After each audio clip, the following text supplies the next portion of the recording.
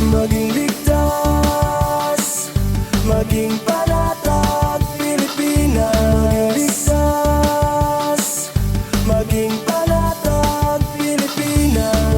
Ligtas, maging panatag, Pilipinas. Ligtas.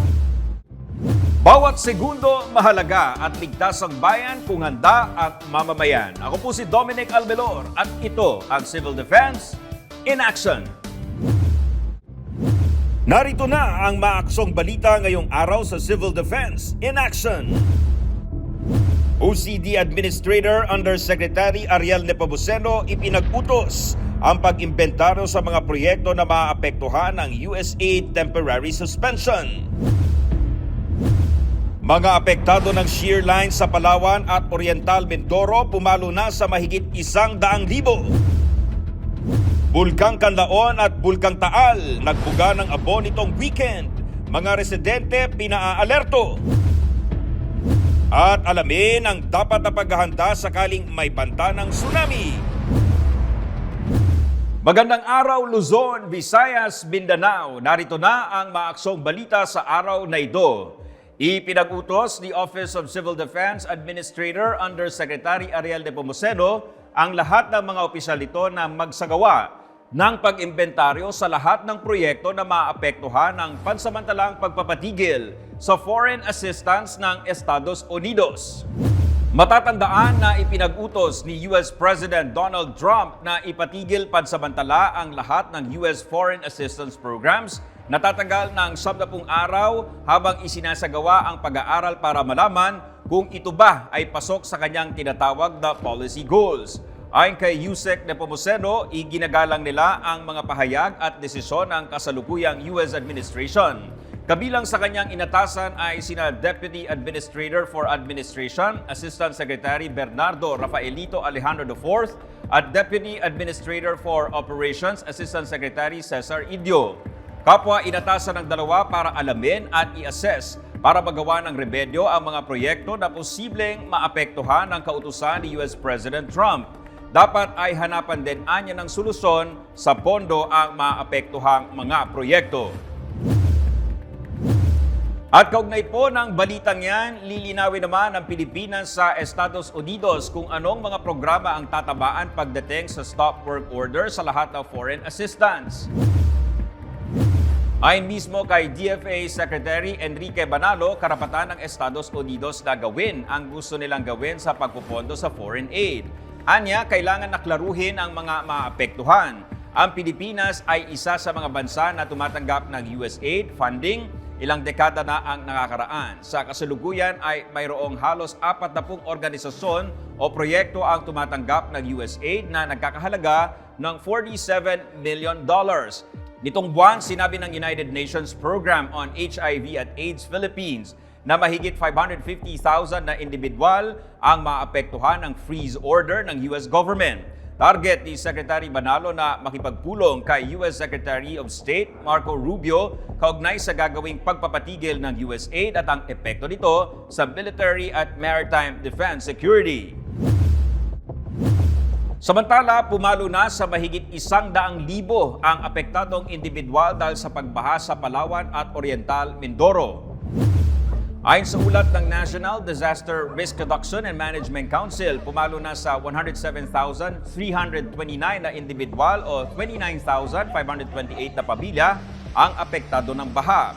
Nagmula ang naturang mga pamilya sa 116 na barangay sa Palawan at Oriental Mindoro. Samantala, umakyat na sa 6 ang naiulat na namatay sa Palawan. May isa namang naiulat na nawawala sa Oriental Mindoro.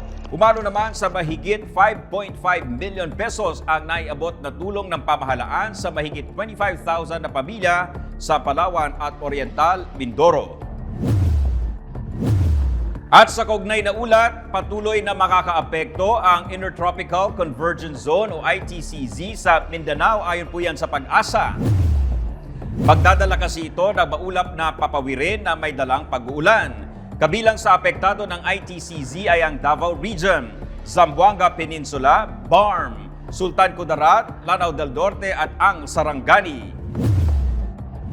Sa ibang balita, muling nagbuga ng abo ang Bulkang Kanlaon nitong weekend. Bukod dyan ay nakapagtala pa ang Philippine Institute of Volcanology and Seismology ng 29 na volcanic quakes. Tumagal ang naturang pagbuga ng hanggang 4 na minuto ayon sa PHIVOLCS. Ang naitala naman na volcanic earthquakes ay may isang volcanic tremor na tumagal ng 8 minuto. Nitong Sabado, nagbuga ng 2,625 na tonelada ng sulfur dioxide ang bulkan. Umakyat ito ng hanggang 1,500 meters pataas. Nananatili naman ang Bulkang Kanlaon sa Alert Level 3 na indikasyon ng tinatawag na intensified unrest o magmatic unrest.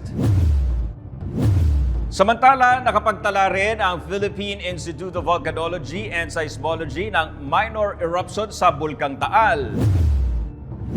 Ayon sa PHIVOLCS, naitala ito ng linggo ng 8:20 a.m. Tumagal ito ng 4 na minuto kung saan naglabas sa bunganga ng bulkan ng 900 metro ng abo na nawala rin at nadala ng hangin. Naunang naitala ang minor eruption noong Sabado na tumagal na mahigit 3 minuto. Nakataas ang Alert Level 1 sa Taal Volcano. Pinapayuhan ang publiko na bawal pumasok sa Taal Volcano Island, lalo na ang main crater at ang Daang Castilla Fissures. Sakop din ang Taal Lake. Binabalangkas na ang Implementing Rules and Regulations o IRR para sa epektibong pagpapatupad ng Ligtas Pinoy Centers Act.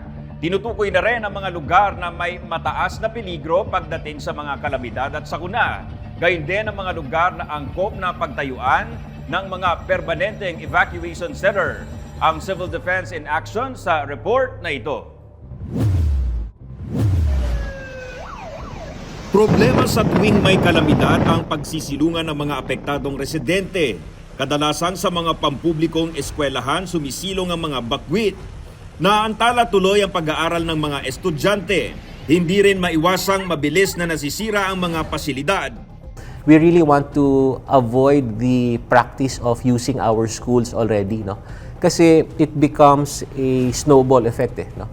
Once you use a school for your evacuation center, for as long as the disaster is there, for as long as the calamity is there, the school is also affected. So our learners are also affected. Schools are supposed to be sanctuaries for learning, creativity, and growth.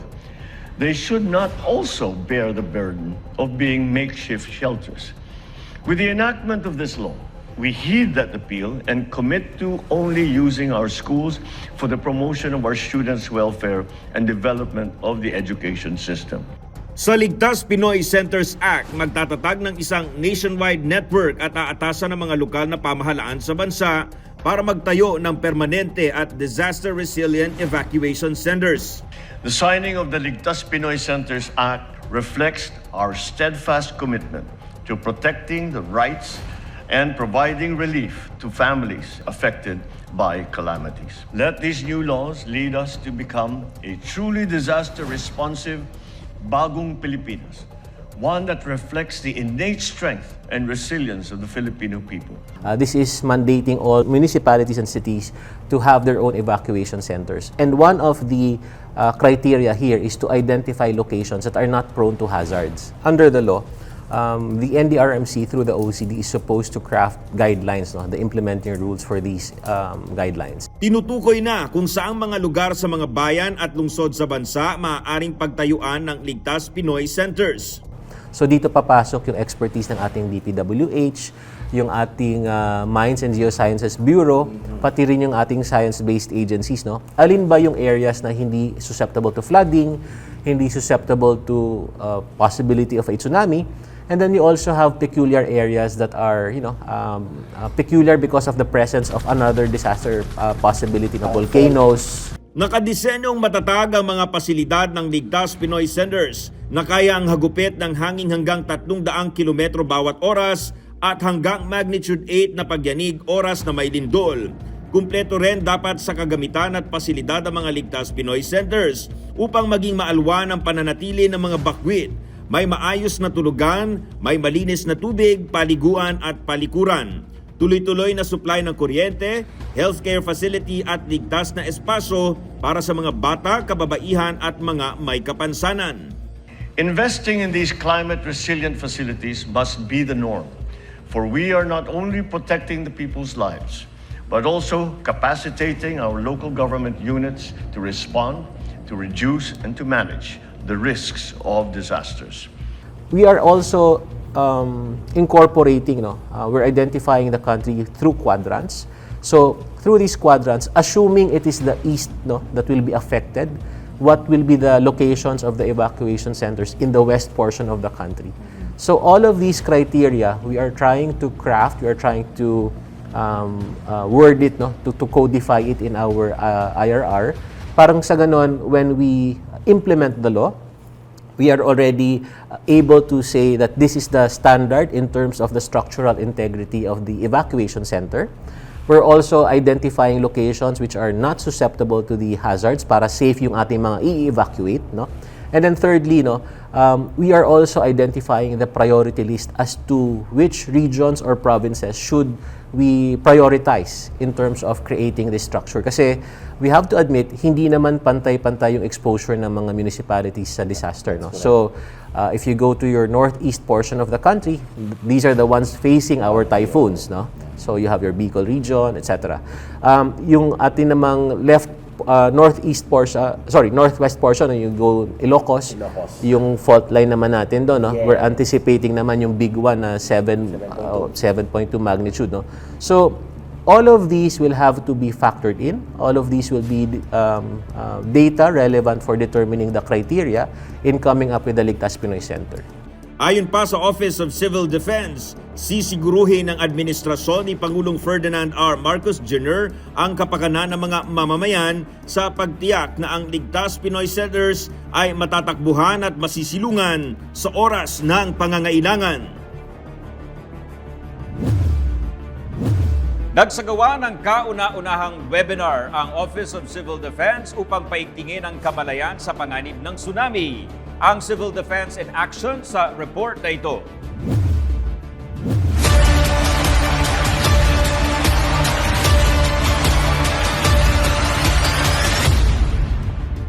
Kulang pa ang kamalayan ng bawat isa sa banta ng tsunami.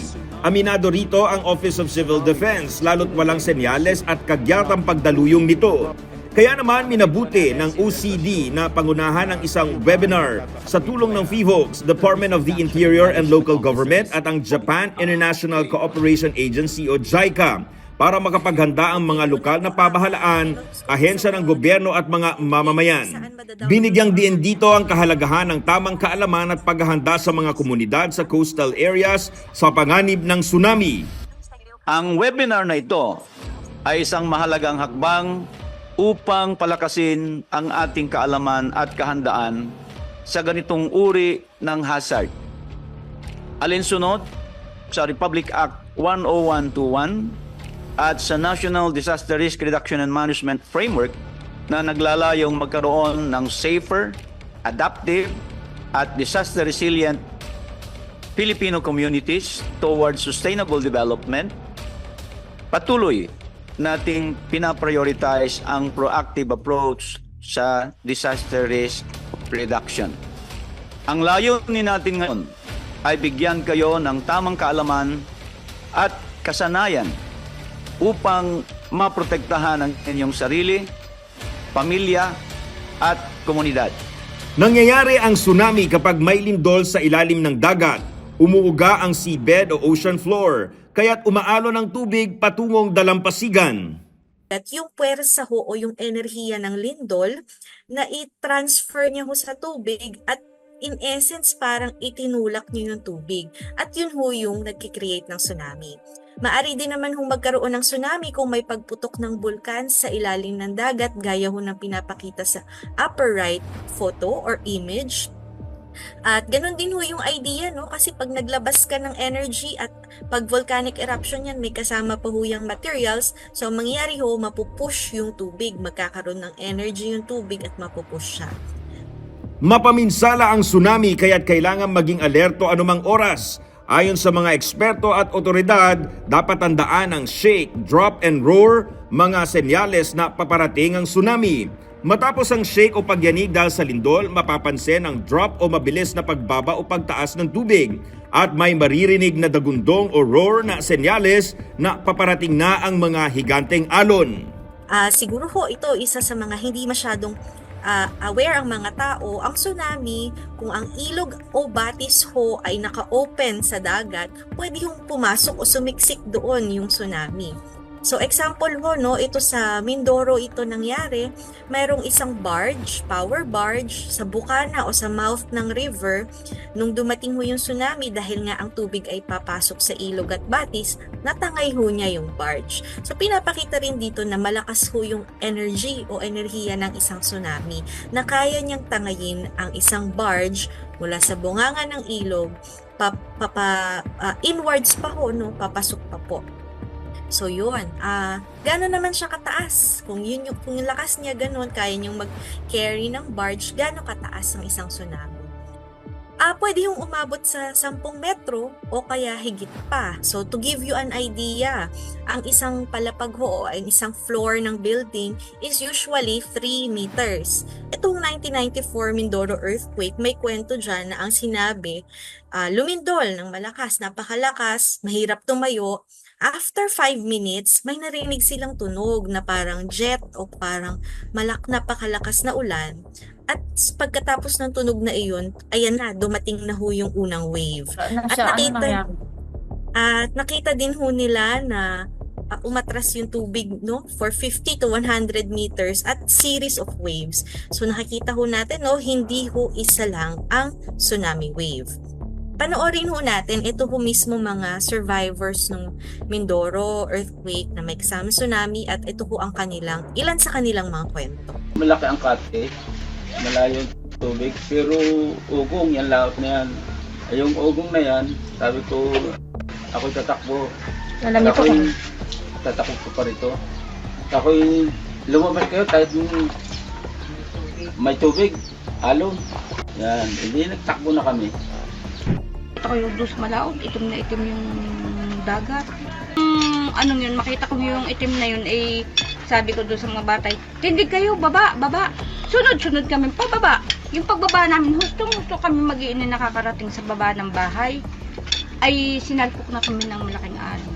Gaano po kataas yung alon? Ba, mataas, lampos bahay talaga. Hindi ko maipaliwanag yung lindol na yun, hindi mo naman akalain yung dahil ramdam namin talagang parang ginigisa na bato.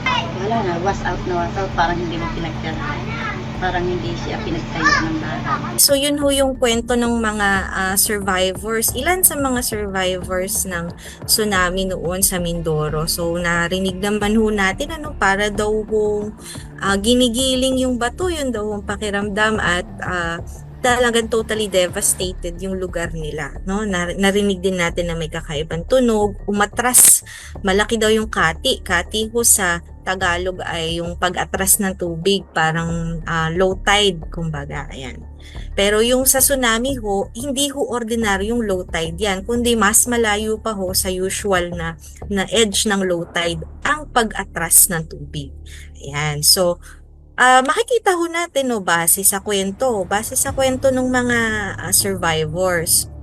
So, ibig sabihin ho, talagang yung tsunami, sunod-sunod na alon yan at madalas ho, hindi yung unang alon ang pinakamataas. Kaya ho, pag tayo ho ay nag-evacuate, hindi ho tayo agad babalik dahil baka ho yung susunod na mga waves ay mas mataas, no? Tsaka po yung banta ng tsunami, maaring tumagal po yan ng higit sa 1 oras pagkatapos ng unang alon at hindi po kumukulot-kulot ito.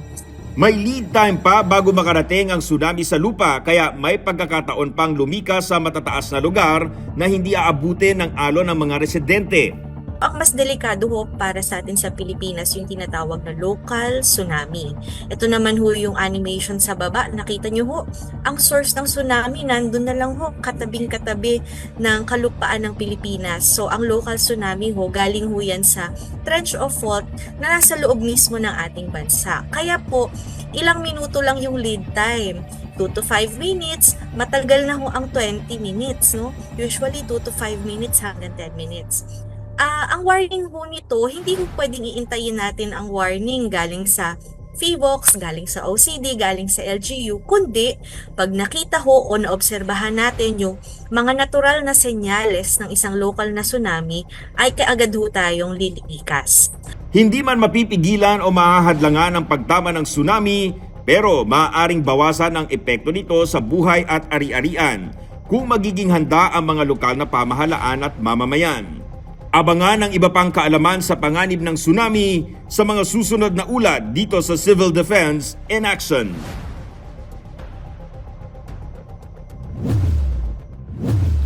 Lagi pong tandaan, bawat segundo mahalaga at ligtas ang bayan kung handa ang mamamayan. Kaya't mainam na laging handa anuman ang ganap dahil sa bagong Pilipinas, walang maiiwan. Ako po si Dominic Albelor at ito ang Civil Defense in Action. Maging ligtas, maging panatag.